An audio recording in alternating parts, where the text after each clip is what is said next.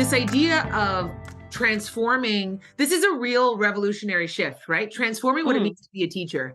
In higher education, continuing studies, when we're talking about teaching young adults or professionals, people are still hired to this day as subject matter experts. Okay? Yes. They're hired because they know a lot about a specific topic or domain area. And then we ask them to be great educators. Yes. And one of the big revolutionary, transformative things that is happening in the higher ed space, I think, is teacher professional development. 1000%. The other, right? And we're going to pull on that one. The flip side of that coin, though, is, I don't know if you found this too, but my research has shown in these innovative educational spaces, students aren't always excited by these changes.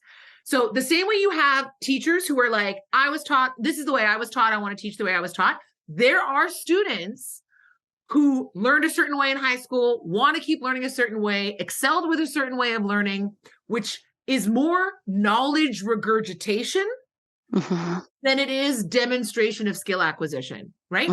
Like we have straight up had third and fourth year university students say to us in research focus groups, I understand what you're trying to do. You're changing the way I'm learning here because you want me to be more than a machine. You want me to be better than Siri. You want me to be better than Alexa. I get it. I still don't want it. I still don't like it. I want to get an A. I want you to tell me what I need to read. I want you to tell me what I need to do, what I need to study for a test. And the grade is the most important thing to me. So these areas of pedagogical transformation, we have to support teachers in being able to execute those, design, develop, and deliver those. But there is also a flip side where we have to also support learners, because when I'm starting to measure something like empathy or communication or your ability to solve a problem effectively, all of a sudden I'm in the gray zone, right? I'm in a nuanced space here. Don't always like that. No, it's true. But I think from the student perspective, it's really fascinating to me because I think even back to when I was a university student, you're very much just get me through this. Like, I just need to remember, I need to do well on my exams because it's very exam heavy, and to get away from that is definitely a shift. But us being, in the education space that's designing, and developing courses in different formats, we see the long game. We know that regurgitation does not lead to retention of information.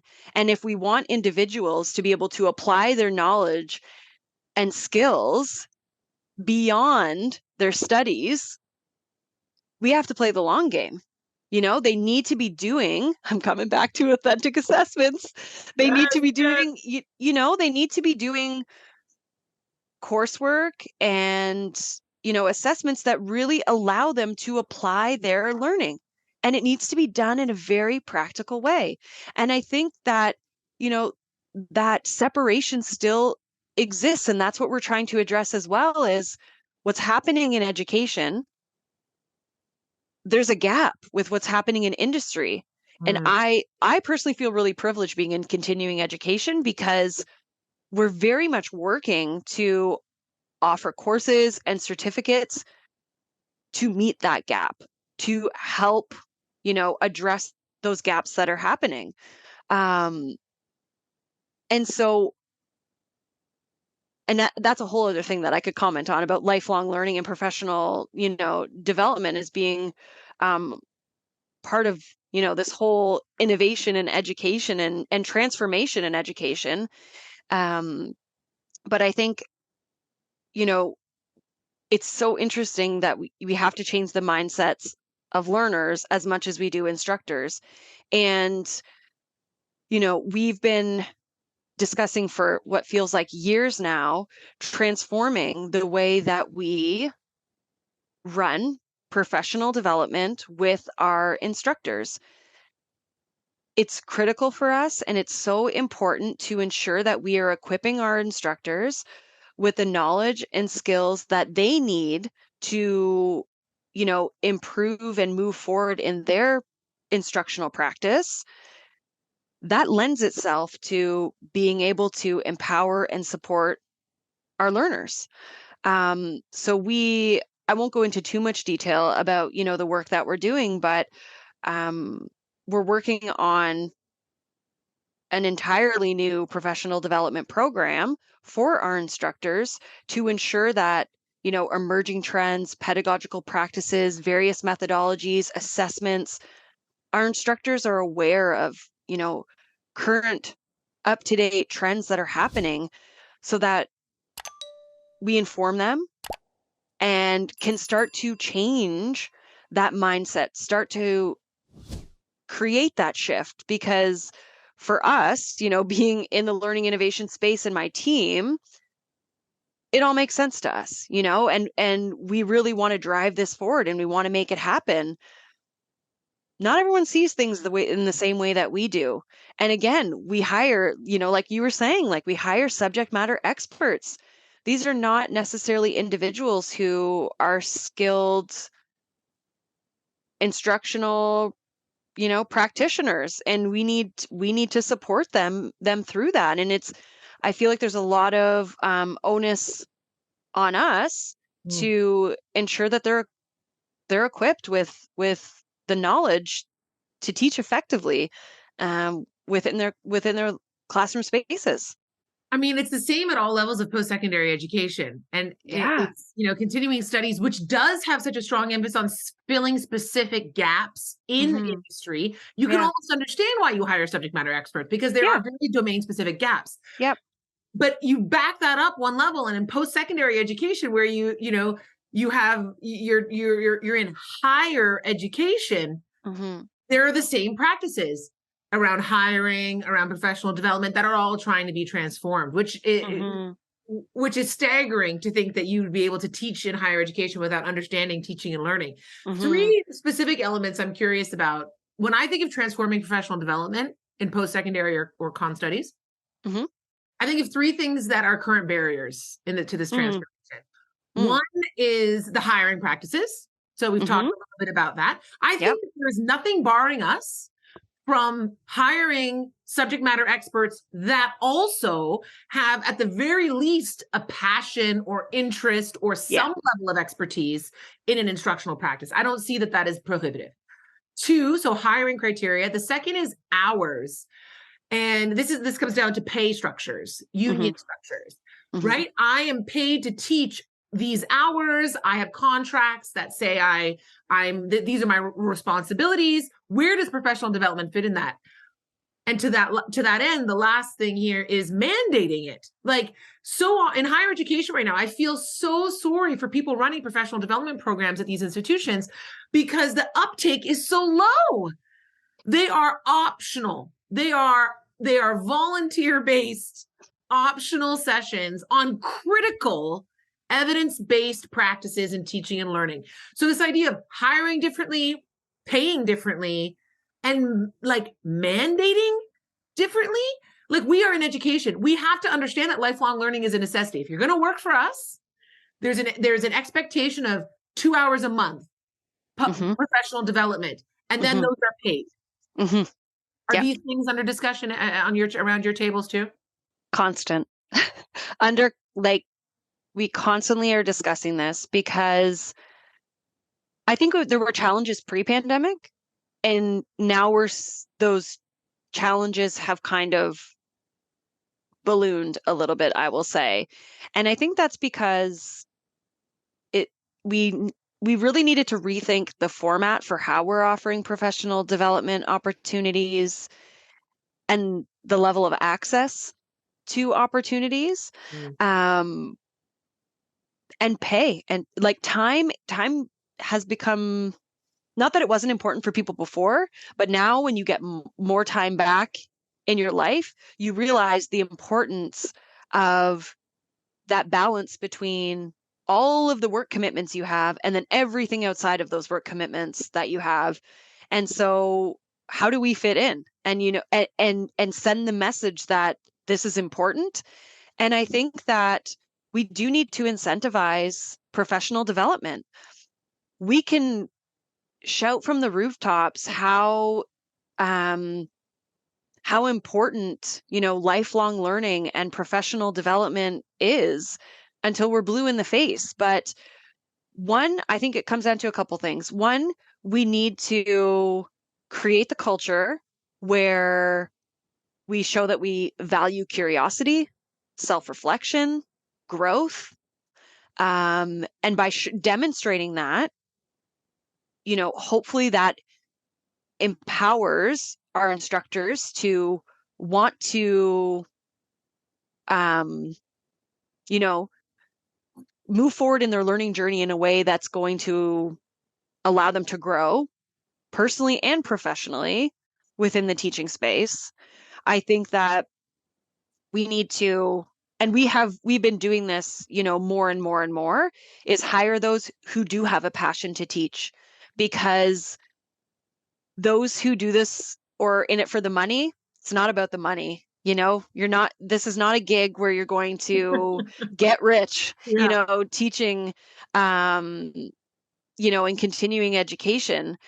But if you are passionate about it and there's a reason why you're doing it, we need to be providing these professional development opportunities, incentivizing them in a way that, motivates our instructors to do it. And it's seen as a value add for our instructors. It's something that they want to be doing because it's going to help them. And it's not just something that's we're asking of more time from them, because their time is valuable, and the reality is we can only ask them to do so much, just based on our contracts with them. They're not full-time faculty, so the relationship is very different, and so we have these conversations a lot about how can we make it appealing, how can we incentivize and really bring that value to our instructors, but also demonstrate the culture that we very much have internally. How do we, share that outwardly so Mm. that our instructors are wanting to further themselves within their teaching practice? Ironically, it is the exact same, in my opinion, the flip side of that coin for students, because at the end Mm, of the day, when you're thinking of these transformational environments, yeah, you have to feel that there is a culture surrounding them, that yeah. this teacher was lecturing to me. And so, see, because I was thumbs upping you. So my screen thumbs up you. That's I how was like, wow, did I hit? Yeah. um that when they're learning in these transformational environments, they need to understand that that is a cultural Mhm, environment, not a course mhm, environment. mhm. This teacher lectures to me. This teacher expects way more of me. Now I don't like this teacher, right? Yeah, yeah. So we need to have the culture to support students' mindset shift, the same Mhm, way we're talking about the mindset shift for instructors. mhm. Then we also have to look at how do we get them to pay attention to it? We Yeah. assign value to it. Mhm. Well, maybe we pay teachers, but guess what we do for students? Grades, right? If you Yes. assign grades to things, it demonstrates that student that that is important, that it's something that you're emphasizing. And then lastly, to your point, there needs to be an understanding. So we assign that value, but through the experience of doing it, the manner in which you pedagogically organize that experience, whether it's for instructors or students, you're doing it in a way that it ultimately, hopefully, pings an intrinsic motivator. Yes. Oh, okay, I didn't really want to do it. You assigned grades to it, or you paid me to do it, so I did it. But now at the end of the day, I totally understand why I did it. It totally helped me. And now I'm intrinsically motivated, right? So Mhm. ironically, because we're talking about transformations of teaching and learning environments. So when we talk about teachers or we're talking about learners, there are definitely parallels. I want Yeah. to now we talk challenges. I want to give you a minute to talk about opportunities. I don't know if you want to use the hot button term of AI, my friend. It's possible. You don't have to. You don't have to.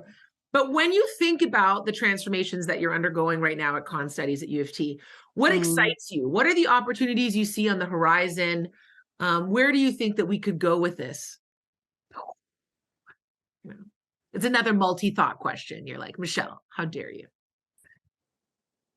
I feel like, oof, oof. I have so many thoughts. Um, wow, I think there are so many opportunities. Like when we're looking at even I mean, AI is even one aspect of this, and machine learning is one aspect of this, but continuing to personalize and adapt learning. Um, and this will take, a lot of thought, a lot of resourcing to happen, but creating spaces where learners can individualize or customize their learning pathway. So whether that's, using AI to be able to identify their own learning gaps, and be able to get insight into opportunities that would be, helpful for them as they, pursue specific skills or, are pursuing, even a new career. I think that there's a lot of opportunity within that space. Um, I think there's so many things. I have so many thoughts racing through my head. Um, I think continuing to offer learning in various formats and Mm, at different times. I think we're very much stuck in this system, I'll call it a system, of when courses are offered and when they happen. And I think, slowly we've been breaking out of that. But I think in order to be able to offer different learning experiences, we need to break away from how we offer courses. Um, we shouldn't be tied to semesters. We should really be offering courses when it makes sense to offer the courses. Um, yeah, so that's one. I think you were going to say something on that. no, well, it's fascinating because I definitely think, and I just feel like it's a slow and steady. Humans are mammals. Okay. So we don't like change. Change Yeah. is a threat to our survival. I understand all these intrinsic in like instincts that people experience when things are changing. Yeah. I feel like what's been happening is like slowly but surely, just like a toddler who has like 9 toys in front of them, they don't want to give any of them up. You take them away one at a time. Yeah. You Yeah. distract them with something else, you take another Yeah. toy away. Distract them with something else, give them another, take another toy away. We're Yeah. doing it slowly and steadily. Yeah. Because Yeah. if you actually rationally think about it, and everyone will admit that technology has disrupted time and space, this idea Mhm. of just in time learning. So cognitively, there's dissonance when you say to me, I offer courses on a semester system. Mhm. Like rationally, when you logically think through it, you're like, oh, yeah, that's silly. But Mhm. I wasn't ready to give that toy up yet. Yeah. You know? Yeah. Semester system is big. And in higher education, a lot of those, because we've dabbled with that, we called it the perpetual course model, a course that was Yeah. fully staffed, Mhm. perpetual. It wasn't asynchronous. Mhm. It wasn't that you took it all by yourself and there was no live interaction. It was perpetually staffed.